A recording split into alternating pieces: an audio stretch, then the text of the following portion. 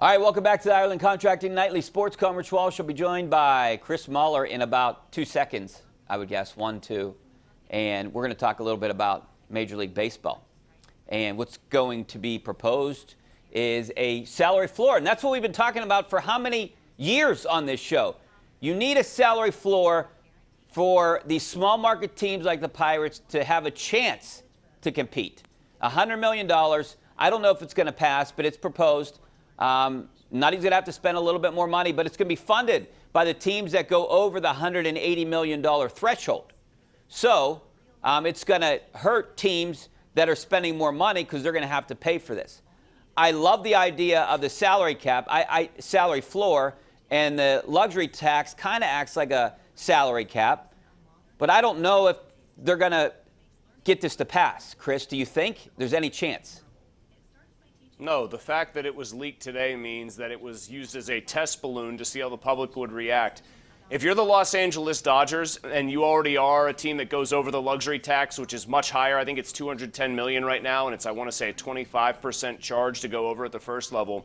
Why would you want, if you are the team that's actually spending a ton of money to try to win baseball games, to try to win championships, or if you're the New York Yankees, you're another team that spends a lot of money, why would you want to subsidize an artificial salary floor that gets implemented?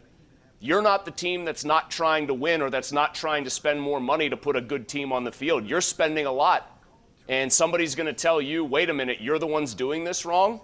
Find another way. Or just say, hey, we're instituting a salary floor, and we're not going to mess with the luxury tax because that can stay right where it is. You don't like it, don't own the team anymore if you're in one of those markets. I think there are 7 of them. Where that number hasn't been reached, $100 million this year. If you don't like it, tough luck.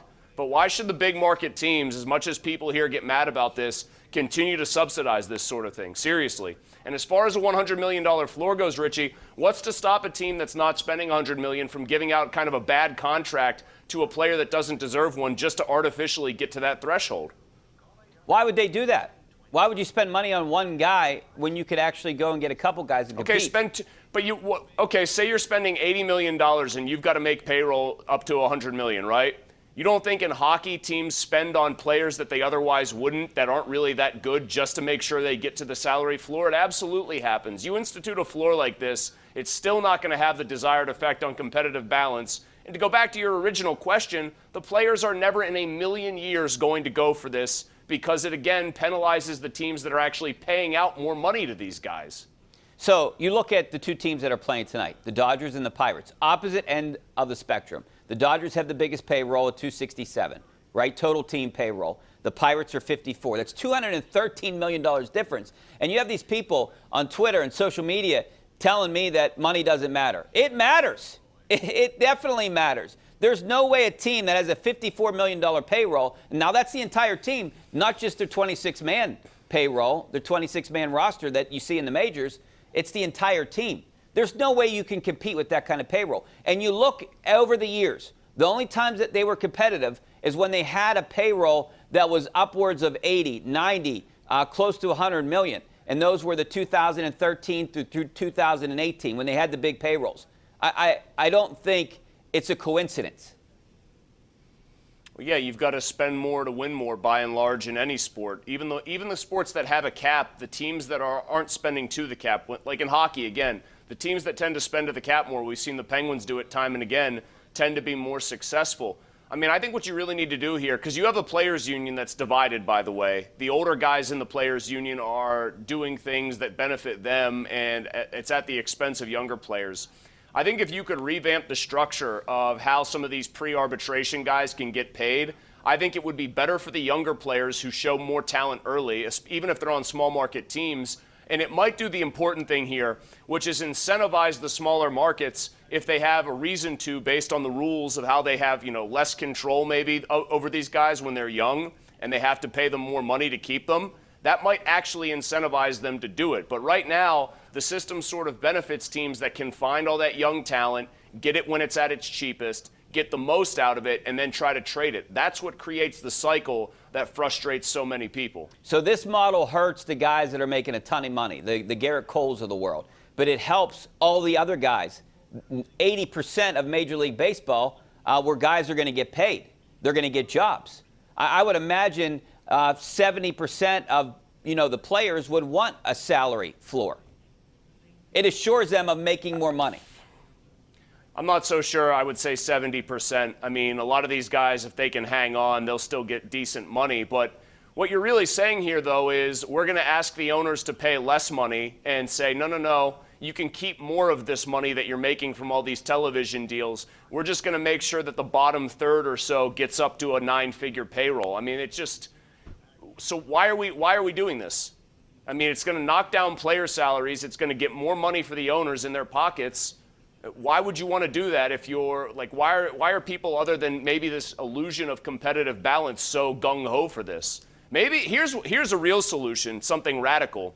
Take all that regional television money and put it into a big pot and just divide it up and completely nationalize the television deals, the way the NFL has it done. Now, obviously, you have so many more disparate networks that wouldn't be such a seamless process, but that's the only way you could ever make something like this work. Take all those insane gobs of money that all these teams are able to negotiate for themselves, put it in a pot and divide it 30 ways, and then go from there. Well, they got to do something. Let's go out to Jerry in Hempfield. How you doing, Jerry? Talk to you. I hope you remember me. Yeah. First of all, before I ask you about the Pirates, I like you to wear that nice sport coat you had on a couple years ago. It was the Liberace one. It was like a wild blue one with sparkles in it. You look really good in it. So who, me or Chris? You.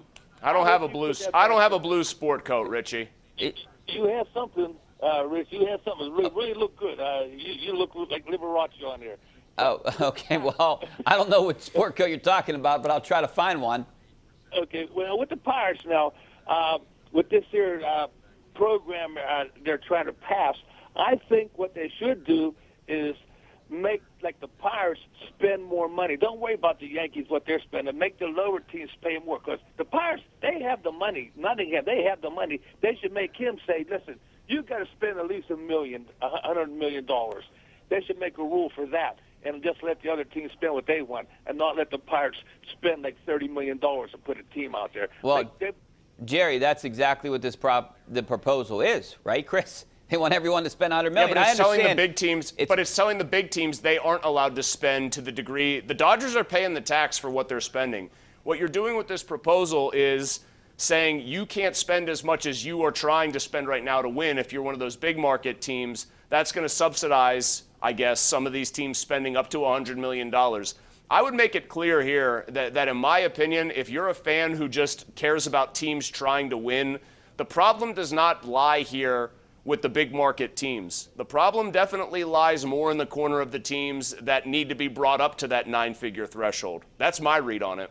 All right, the Battling Buccos, they're just 4 games out of last place. So they're trying to lose, I think, right now. Let's go out to Cliff in Washington. How you doing, Cliff? I wanted to understand it, and I want to know your views on they extended the season to 17 games, but the number of players on each team is 53. Don't you think they should have increased that number from 53 at least to 60?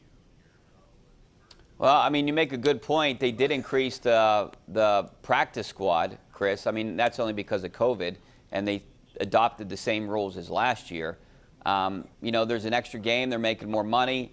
I don't really have an answer to that. I mean, they're eliminating one preseason game. I think there should be bigger rosters. Yeah. I think it might be only by like 2 or 3 players, maybe up to 55 or 56. But I absolutely think there should be bigger rosters because you're going to have more injuries. Think about how many injuries happen across the NFL in one given week of football. Dings here, nicks here, guys sprain, tweak, whatever, twist an ankle or a knee.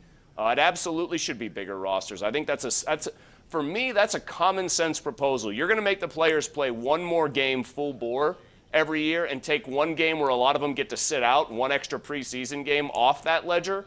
You absolutely should have bigger rosters, no question. But, Chris, you have to raise the salary cap, right? Because you're going to have to pay 2 more positions. Or you're going to It's not my money. Or you're going to be paying guys across the board less. I don't know if players would go for that. There has to be raise the salary cap. The NFL practically could put a printing press at their Park Avenue offices. That's how much money they make. I am not going to cry poor or worry and tremor about whether or not the owners are going to be okay with an increased salary cap. You make a ton of money if you own an NFL team. You make a mint. Pay them.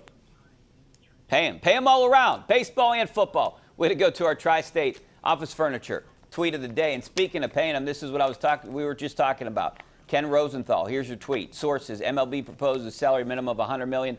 Funded by, here's the deal here, funded by new tax on teams spending $180 million or more. And, that's a handful of teams that are spending over $180. So that's where it would be funded. So these teams, like we were just talking about, will have to pay teams like the Pirates, the Tigers, the Indians, all these other teams that are way under to get to that $100 million. By the way, the Pirates right now, $54 million. $213 million behind the LA Dodgers, who they're playing tonight. All right, we're going to take a break. Back with more of your phone calls. Some of your tweets coming up next. Stay right there.